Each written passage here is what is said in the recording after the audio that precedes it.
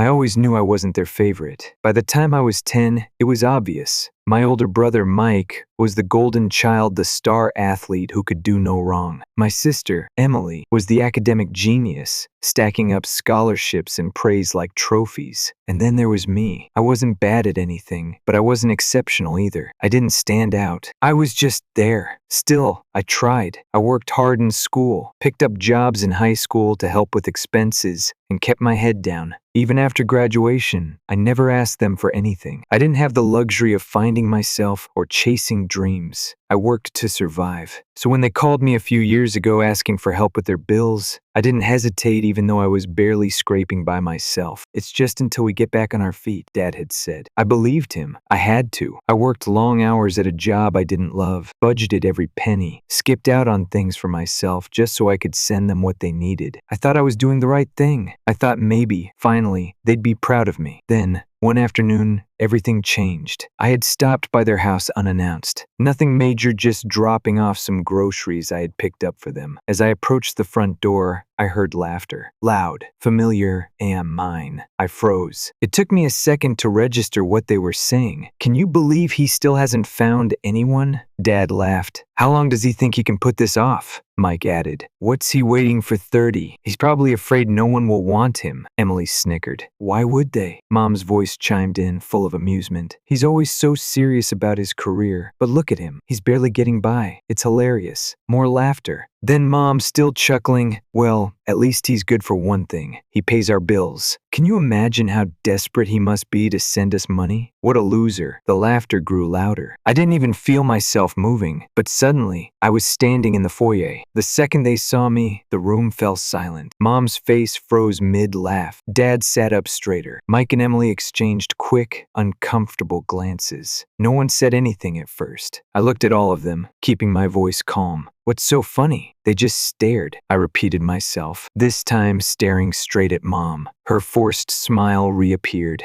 Oh, honey, it's nothing. We were just joking around. You know how we are. Mike chuckled, trying to smooth things over. Yeah, man, lighten up. It's not that deep. Not that deep. I let out a slow breath. You're sitting here laughing at me about how I struggle, about how I help you pay your bills. And you think that's funny? Mom waved her hand dismissively. Oh, come on. Don't take it so personally. You know we appreciate what you do. Emily rolled her eyes. Seriously, you're making this a thing? We haven't even talked about you that way. I stared at them. I had spent years sacrificing for them, staying up at night, figuring out how to stretch my paycheck just so I could send them money. And they laughed at me for it. They appreciated me? Is that why you called me a loser? I asked, my voice steady. Is that why you said I was desperate? Dad leaned back in his chair and crossed his arms. We were joking. Don't act like you're a saint. You're our kid. It's normal to help out your parents. Mike and Emily helped out too, but you don't see them throwing it in our faces. That hit me like a ton of bricks. I turned to Mike and Emily. You helped out? I asked, my voice sharp. Emily shrugged. Yeah, we helped out here and there. Here and there, I repeated. I've been paying your rent, your utilities, everything for years. But sure, tell me more about how they helped out. What did they do? Buy groceries once? Mike rolled his eyes. You're being dramatic. You think you're the only one who does anything? Please. If you hated helping so much, why didn't you just say no? And that was the moment it hit me. They didn't care. Not even a little bit. They didn't appreciate me. They didn't feel bad. To them, I wasn't family. I was a convenient ATM. I took a deep breath. You're right, I said finally. I should have said no. Mom perked up. Good. So let's stop this little pity party and move on. Dinner's almost ready. No, I said. I should have said no years ago. And I'm saying it now. All four of them froze. Dad narrowed his eyes. What does that mean? It means I'm done. My voice was steady. No more money, no more help, nothing. Mom scoffed. You're being ridiculous. You can't just stop helping. We've depended on that money. I know, I said. That's why you were laughing, isn't it? Because you knew I'd never stop no matter how much you disrespected me. Mike stood up and grabbed his keys. Whatever, man. This is boring. I got things to do. Emily followed. Yeah, same. Enjoy your little tantrum. And just like that, they left. Without another word. Like none of this mattered. Like I didn't matter. I turned back to my parents. Mom sighed. Don't be like this. We're your family. Families help each other. You'll regret this. I looked at her. Then at Dad. No, I won't. And then I walked out, ignoring their shouts behind me. For the first time in years, I didn't send them any money when the month came around. And you know what? I thought I'd feel guilty, but instead, I felt relieved. It was like I had finally lifted a heavy burden I had been carrying for no reason. At first, they thought it was a mistake. The texts started small. "Hey, did you forget to send the money? We're behind on bills. Can you send it today?" Then, "Is everything okay? Why aren't you replying?" I ignored all of them. I wasn't interested in explaining myself. Then my dad started calling. He wasn't the type to text much, so when he called, I answered just to see what he had to say. The second I picked up, his voice was sharp. "What's up with you? No hello. No how are you? Just straight to business." "I'm busy," I replied. "You didn't send the money," he said, like I had forgotten to pay a parking ticket. "I know." There was a long pause. "What does that mean?" he asked, voice tight. "You've always sent it on time. Your mother and I count on it." "Not anymore," I said simply. "Are you serious?" His voice rose. "You can't just stop. Do you know how far behind we'll be? Why are you doing this to us?" I let out a slow breath. "Because I'm tired of being treated like garbage." Silence. Then, "We need to talk." I almost laughed, but instead, I let my curiosity get the best of me. Fine. I agreed to meet them for dinner. And deep down, I wondered, would they finally understand? Would they finally apologize? Or was I just walking into another mistake? I should have known better. The moment I agreed to that family dinner, I should have known it wouldn't be about apologies or understanding. It would be about control. Still, some foolish part of me hoped that maybe, just maybe, this time would be different. I was wrong. When I arrived at their house, the air felt tense. Mike and Emily weren't there, no surprise. They never stayed for anything that wasn't about them. Mom had made lasagna, her go-to for family dinners, but no one looked hungry. Dad sat at the head of the table, arms crossed. Mom poked at her fork, glancing at me like I was some wild animal she wasn't sure would bite. I took my seat across from them and waited. Finally, Mom cleared her throat. "We wanted to talk about this money situation."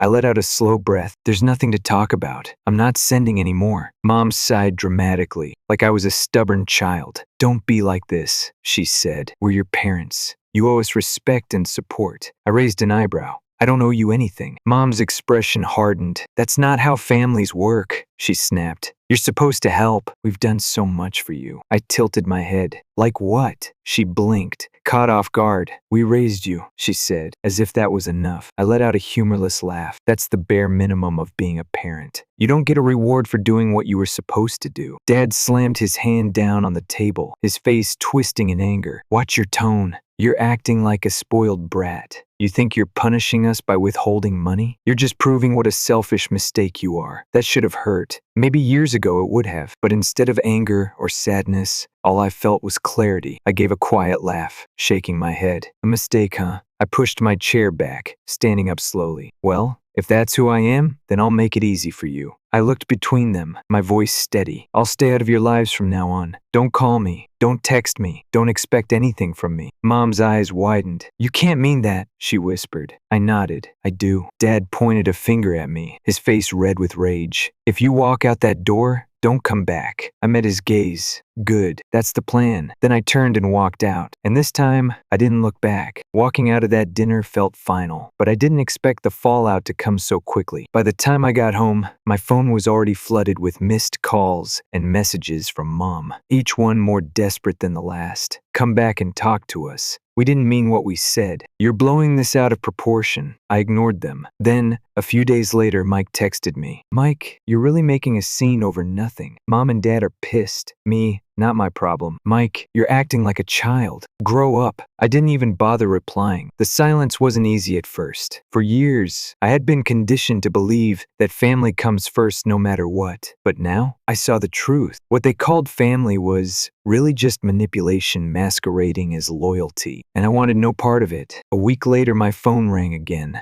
It was Mom. I almost didn't answer, but curiosity got the better of me. I picked up. "Hi, sweetie," she said quickly, her tone lighter than I expected. I said nothing. "We just wanted to let you know that we've figured everything out," she continued. "Mike and Emily are going to help with the bills now, so don't worry about us." I felt a strange mix of relief and bitterness. "Good," I said simply. "But then," she added, "Oot, we were hoping you could at least send us a little something. You know, just to tide us over until they get everything sorted." I almost laughed. "Are you serious?" I asked. After everything, she was still asking me for money? Don't be like that, she said sweetly. You're the only one we can count on. No, I said flatly. I'm not. She started to say something else, but I hung up, and I didn't look back. 2 weeks passed with no contact. For the first time, I felt free. Then, I got a call from an unknown number. Against my better judgment, I answered it. It was Emily. You're unbelievable, she snapped the second I picked up. I sighed. What now? Do you have any idea how much trouble you've caused? She hissed.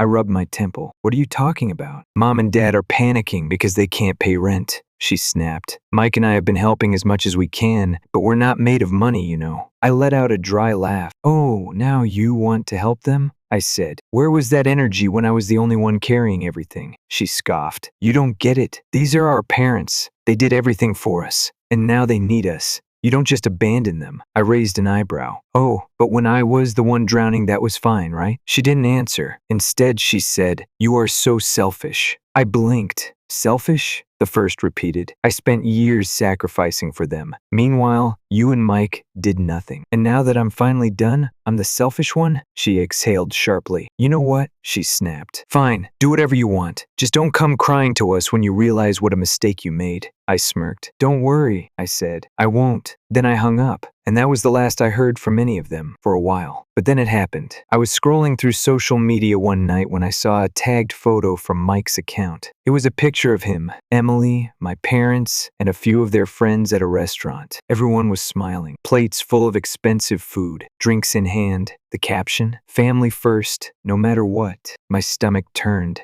My parents, who had been begging me for help, saying they couldn't afford rent, were out enjoying a lavish dinner. Relaxed. Happy, smug. But then I saw the comment section. One of Mike's friends had written, Thanks again for dinner. Can't believe you picked up the tab. And Mike had replied, Of course, man. You know how we are. I stared at the screen, my blood boiling. And that's when I knew I needed closure. So I called Mom. She answered immediately, her tone cautious. Oh, hi, sweetie. I wasn't expecting to hear from you. I cut her off. I saw Mike's post. Silence. And then, just like that, the final mask came off. Mom hesitated. What post? She asked, feigning ignorance. The one where you're all out at a restaurant, I said flatly. You know, while you've been calling me nonstop about how you can't pay rent. Silence. Then, she let out a nervous laugh. Oh, that, she said lightly. It's not what you think. I clenched my jaw. Really? I said.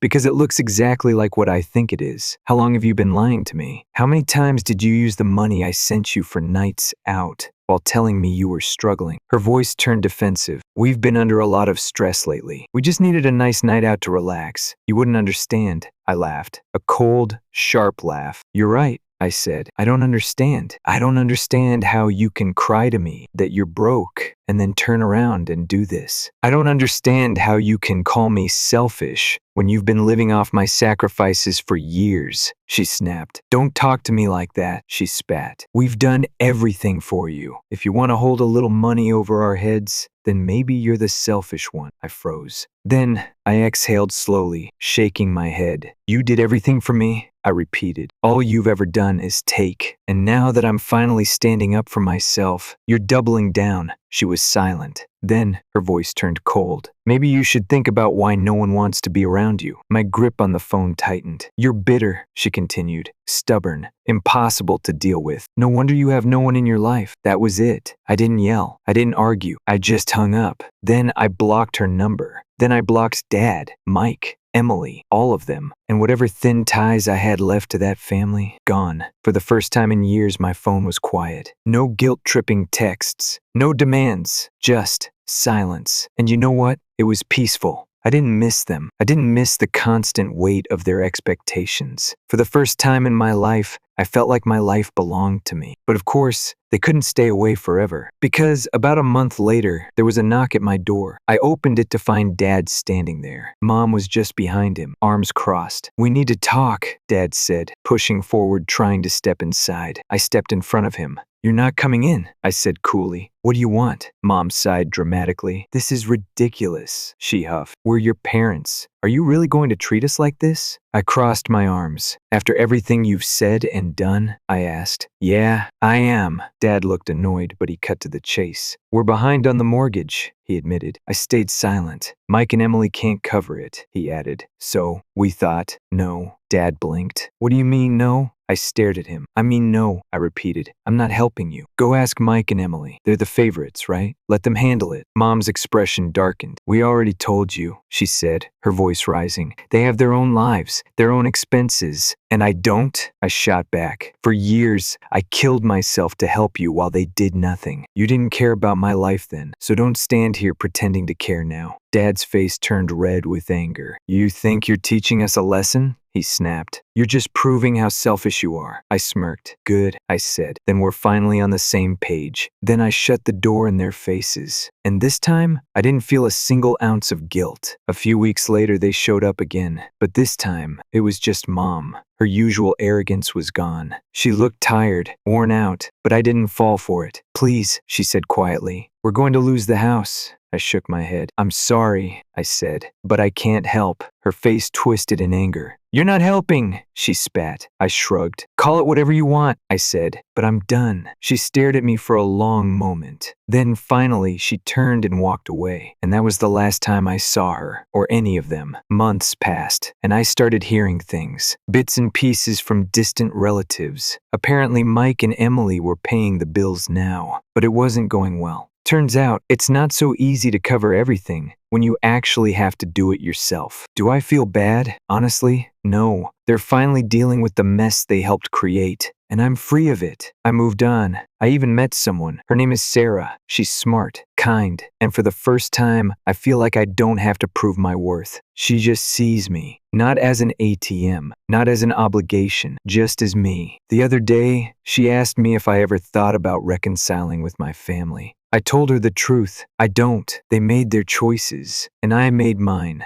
For the first time in my life, I'm happy, and I don't owe them or anyone else anything. Funny, they used to call me a loser, but now, I feel like I've won. Months passed, and for the first time in my life, I was at peace. No guilt, no expectations, no waking up to texts demanding money, just silence. And I liked it. I wasn't struggling anymore, not because I was making more money, but because I wasn't carrying anyone else. Turns out, when you stop lighting yourself on fire to keep others warm, life gets a whole lot easier. I heard things, of course. Family drama has a way of spreading. Mom and Dad were still barely scraping by. Mike and Emily had taken over paying their bills, but it wasn't going well. Apparently, Mike's wife wasn't thrilled about him pouring money into a sinking ship. Emily had started avoiding their calls. And Mom? She was playing the victim, telling anyone who would listen that her ungrateful son abandoned them, that they had given me everything, and I cut them off for no reason. I didn't care. I didn't owe them an explanation. I had spent years proving my worth to them.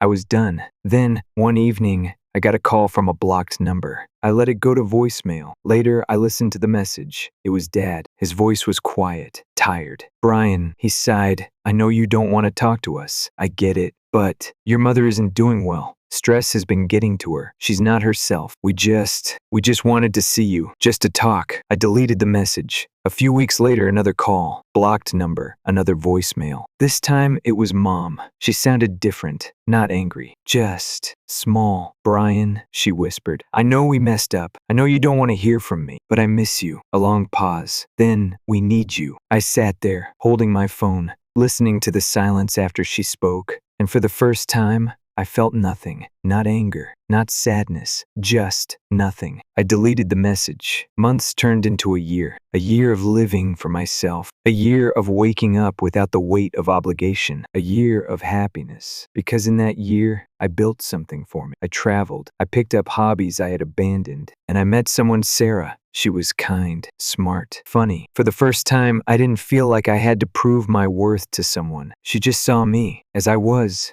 Not as a provider, not as an obligation, just as me. One night, as we sat on the couch, she asked me, "Do you ever think about reaching out to them?" I didn't even have to think about it. No, she studied me for a moment. "You don't miss them at all?" I let out a slow breath. I miss the idea of them, I admitted. I miss having a family, but I don't miss them. She nodded, as if she understood. And maybe she did, because she didn't push. She just took my hand and squeezed it. And for the first time in my life, I felt like I had everything I needed. I ran into Mike a few months later. I was at a coffee shop, waiting for my order when I heard my name. I turned, and there he was. He looked the same, maybe a little more tired. "Wow," he said, forcing a chuckle. "Haven't seen you in a while." I just nodded. Yeah. There was an awkward pause. Then he scratched the back of his head. "So, you really never looked back, huh?" I shrugged. "You made it pretty easy," he sighed. "Yeah, I guess we did." I waited. I thought maybe he'd apologize, but he didn't. Instead, he smirked. "Well, guess you proved us all wrong," he said. "Didn't end up a loser after all." I just stared at him for a moment. Then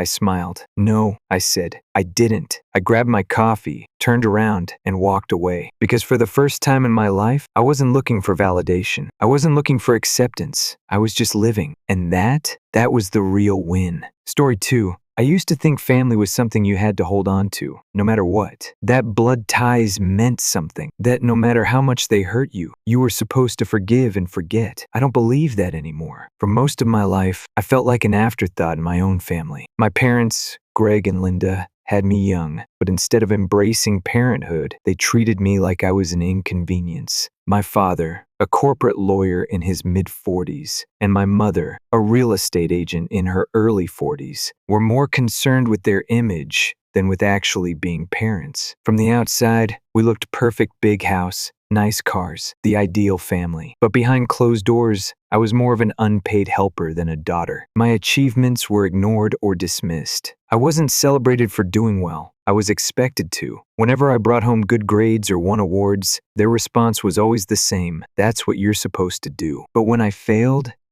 then I mattered. Then they had plenty to say. Things got worse during my senior year of high school. My mom lost her job unexpectedly, and my dad was fired from his firm around the same time. Losing both incomes sent them spiraling, and instead of dealing with their financial struggles like adults, they dumped their stress onto me. At that point, I had already been juggling school and a part-time job, saving every penny I could for college. I was doing everything right. Eventually, I earned a scholarship that would cover most of my tuition. It was a huge relief. I wouldn't have to rely on them for anything. I thought, for once, they'd be proud. Instead, they started talking about how family helps family. My dad started hinting that I should stay home and work full-time to contribute. My mom suggested college could wait, and that a real adult helps their family when they're struggling. Then I found out about the worst betrayal of all. My grandfather, my dad's father, had set up a modest college fund for me before he passed. Nothing huge, but enough to help with expenses. I had always assumed it was still there. It wasn't. They had drained the entire account without telling me. I'll never forget that conversation, the way they didn't even try to apologize. My dad just shrugged and said they needed the money to keep the family afloat. My mom had the audacity to tell me I should be grateful, because without them, I wouldn't have had a home to live in. That was it for me. I packed up what little I had and left. I moved to a nearby city for college, worked multiple jobs to survive: waitressing, tutoring, anything I could find. It wasn't easy, but for the first time in my life, I felt free. For years, I kept them at arm's length. Holiday texts, the occasional call. I told myself that with enough time,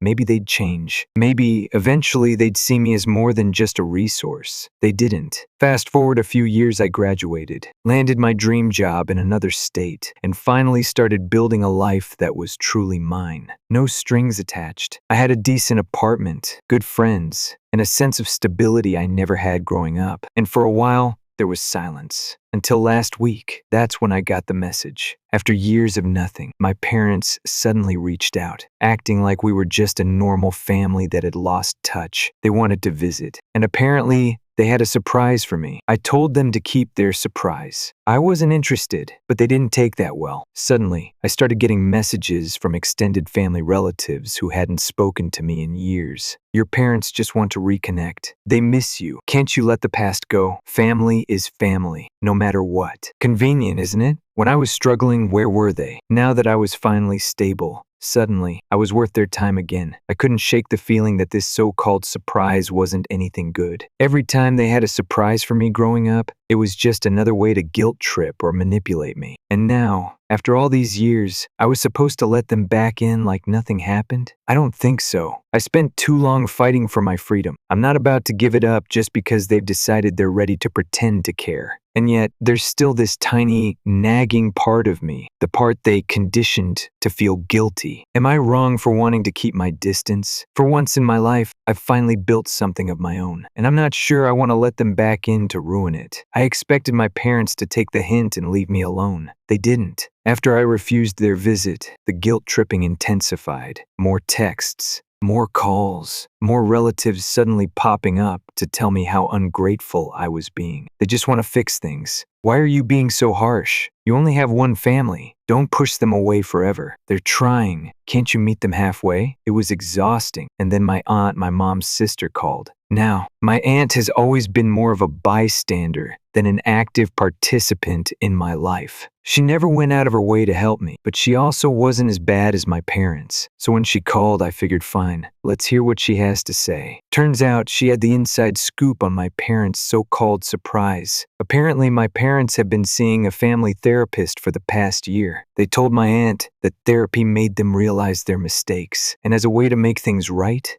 they had set up a trust fund in my name. I sat there, staring at my phone, completely stunned. A trust fund? From them? They thought throwing money at me would fix everything? At first, I didn't know how to feel. Part of me wanted to believe this was genuine, that maybe, just maybe, they had actually changed. But the more I thought about it, the more frustrated I got. Because this wasn't an apology. It was just another transaction. They had spent my entire childhood treating me like an investment, something they could control, something they expected a return on. And now that I had finally broken free, they thought they could buy their way back into my life. That wasn't real change. That was damage control. And the worst part? They weren't even willing to talk to me like an actual person. Instead of admitting what they did, instead of reaching out and having a conversation, they planned to just show up, unannounced, and dangle a financial offer in front of me. As if money could erase everything. As if I'd forget the years of neglect, the manipulation, the fact that they drained my college fund without a second thought. I was done. I decided to lay it all out. That night I sat down and wrote them an email. Not a text, not a call and email, something solid, something they couldn't twist. I started by acknowledging that if they had truly been working on themselves, that was great. I told them I appreciated the effort if it was real, but I also told them that showing up uninvited with a financial gesture wasn't the way to fix things. I made it clear,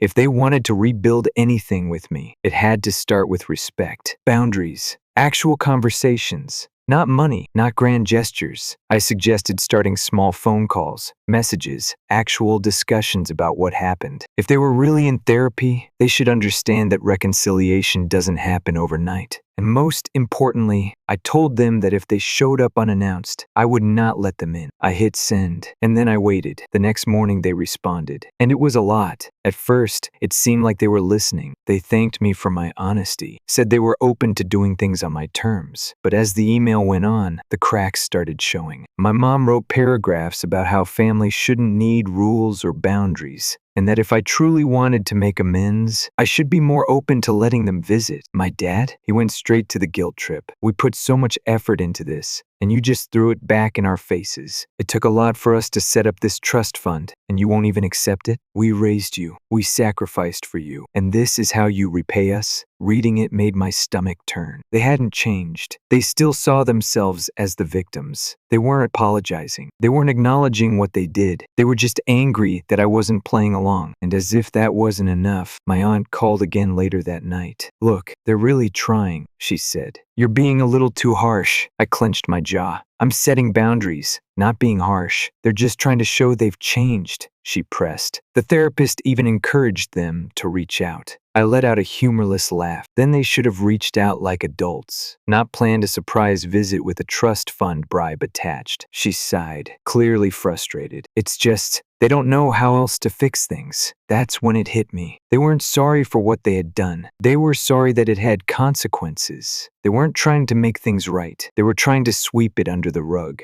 and I wasn't going to let them. Over the next few days, things escalated. My parents started following me on social media, something they had never done before. My mom even went through my old posts and started liking ones from years ago, as if to remind me she was still watching. Then my aunt let something slip. "They know where you live," she said, almost offhandedly. I went cold. I had never given them my address. When I moved, I made sure they didn't have access to it. So how the hell did they find out? "Wait," I said slowly. "What do you mean they know where I live?" She hesitated. I think they got it from another relative." My pulse pounded in my ears. "They're thinking of flying over," she added, "just to talk things out." I saw red. "They are not welcome here," I snapped. "And if they show up, I'll call the police." There was silence on the line, then a soft, shocked, "You wouldn't do that." "I absolutely would," I said. "And if you actually cared about me, you'd tell them to back off." That night, I sent one final email to my parents. I made it crystal clear that if they showed up at my home,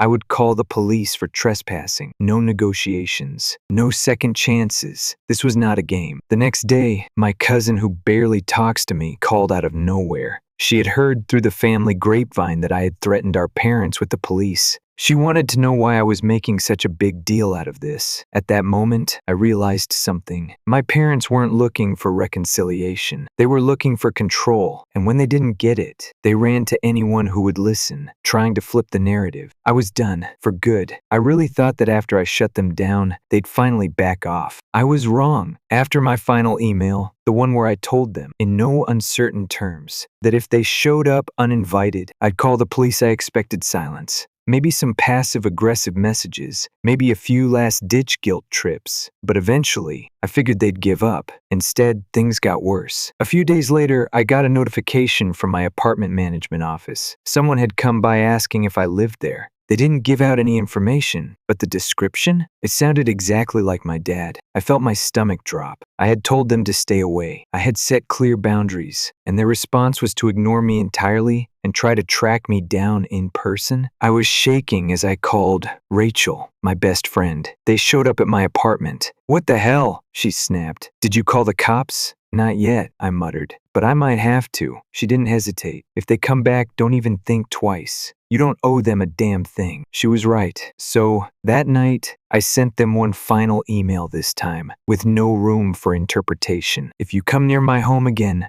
I will call the police. I will file a restraining order. I am done playing this game. No more guilt tripping, no more manipulation. If they wanted to treat me like a rebellious teenager, then fine. I'd treat them like the unhinged stalkers they were acting like. I blocked their numbers. I locked down my social media. I made sure they had no way to reach me directly. I meant it this time. And then, things actually got quiet. For the first time in weeks, my phone wasn't buzzing with their nonsense. No more relatives trying to mediate. No more random guilt-tripping emails. Just silence. I should have felt relief, and I did at first. But then, Rachel called. "You're not gonna believe this," she said. "I ran into some people at a work event, and guess who they were talking about?" I sighed. "Let me guess, my parents." "Oh yeah," she said. "And you won't believe the crap they're telling people." Apparently, my parents had gone full victim mode. They were telling everyone that I had abandoned them, that they had done everything for me, sacrificed so much, and I had just turned my back on them. They left out the part where they stole my college fund. They left out the part where they tried to guilt me into giving up my scholarship. They left out the part where they showed up at my damn apartment after I told them no. Instead, they painted me as some cold, selfish, ungrateful daughter who had cut off her loving parents for no reason. I was furious, but I wasn't surprised. They had spent years crafting their perfect family image. Of course, they weren't going to admit what actually happened. But here's the part that actually shocked me. Rachel didn't just listen. She called them out right there, in front of everyone. She told the real story. She told them how they had treated me like a burden,